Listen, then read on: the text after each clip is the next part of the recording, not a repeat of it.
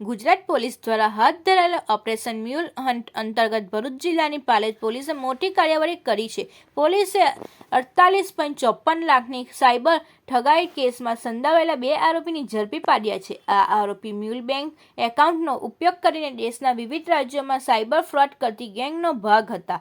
Palej police સ્ટેશનના inspector A ચૌધરીની ટીમે આ મામલે તપાસ હાથ ધરી હતી. ભારત સરકારના ઇન્ડિયન સાયબર કોર્ડિનેશન સેન્ટર સમન્વયમાં પોર્ટલ પર નોંધાયેલી 16 સાયબર ફરિયાદોના ડેટા વિશ્લેષણ દરમિયાન પાલેજ વિસ્તારમાં ખુલ્લે મ્યુલ એકાઉન્ટ્સની માહિતી મળી હતી. તપાસ સામે આવ્યું કે HDFC અને બંધન બેંકમાં ખુલેલા એકાઉન્ટ મારફતે આરોપીની હિફઝલ મોહમ્મદ પોલા, નેસીના બાનુ મૈયા, અહમદ શેખ અને અયાન ખાન અય્યુબ ખાન પઠાણ દ્વારા દિલ્હી, તેલંગાણા અને કર્ણાટક સહિતના રાજ્યોમાં થયેલી સાયબર ઠગાઈ નાના સેગવેગે કરવામાં આવ્યા હતા. પ્રાથમિક તપાસમાં જાણવા મળ્યું હતું કે આરોપીએ કમિશનના લાલચમાં પોતાના બેંક એકાઉન્ટ ભાડે આપી સાયબર ફ્રોડની રકમ ટ્રાન્સફર કરવામાં મદદ કરી હતી. કુલ રૂપિયા 48,54,027ની છેતરપિંડી આચરવામાં આવી હોવાનું નોંધાયું છે. આ મામલે પાલેજ પોલીસ સ્ટેશનમાં BNS